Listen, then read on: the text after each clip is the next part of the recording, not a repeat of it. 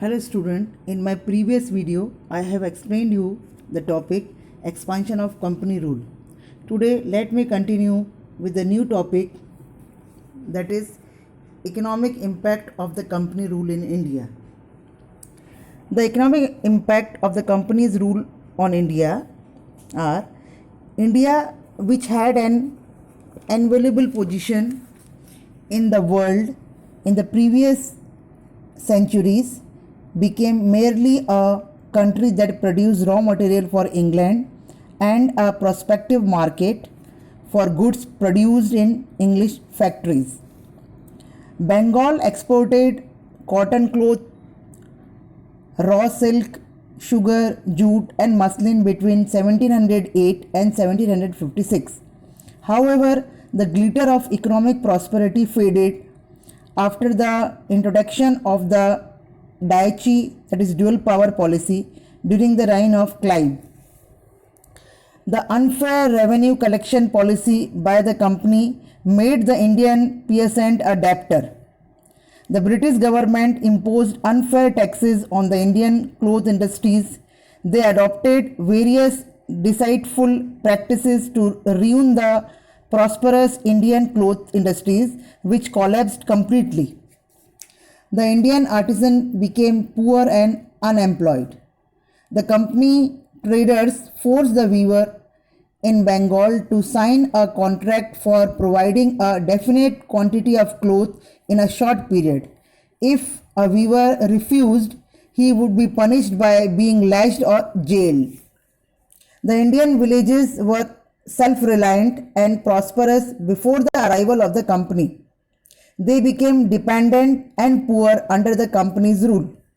In this way, the company rule had adverse impact on agriculture, cotton industries, trade, and commerce in India.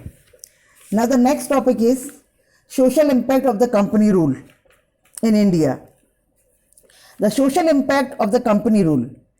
The freedom of speech and thought developed among the people during the British rule due to the development of the newspapers. Certain wrong social customs, rites, and rituals like sati system, female infanticides, and child marriage prevailed in India during the 18th and the 19th century. Rajaram Mohan Roy, Durgaram Mehta, Behramji Malbari, and other stalwart were instrumental in getting law passed in preventing these practices with the help of Britishers. As the administrative framework in India was Anglicized, there was demand for people with knowledge of English. Due to the endeavour of Lord Macaulay, English education began in India. Universities at Mumbai, Chennai, and Kolkata were established on the recommendation of Charles Wood.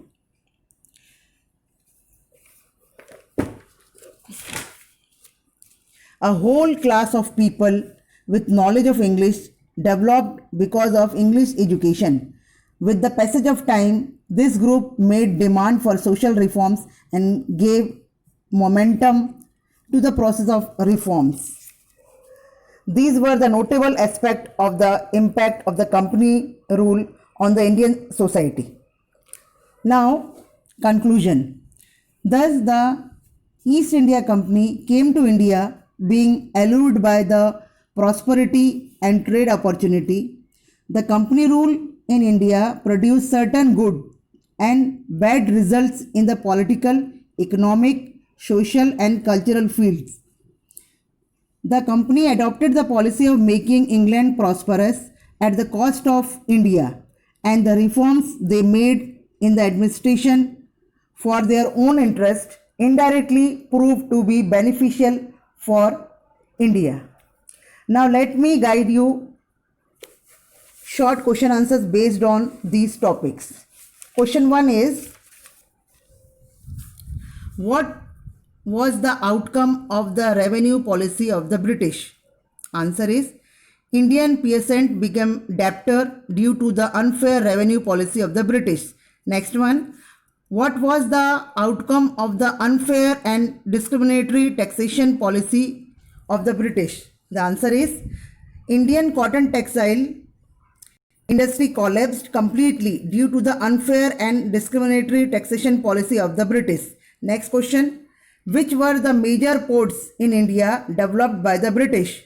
The answer is the British has developed major ports in India at Mumbai, Madras and Kolkata. Which wrong social customs prevailing in India were abolished by the East India Company? The answer is the wrong social custom of practice of sati, female infanticides, prohibiting remarriage of widow, child marriage were abolished by the East India Company. Next question. Name the social reformers who were instrumental in getting the evil social custom abolished. Answer is Rajaram Mohan Roy, Durgaram Mehta and Behramji Mulberry were the social reformer who were instrumental in getting the evil social customs abolished by the British. Next question.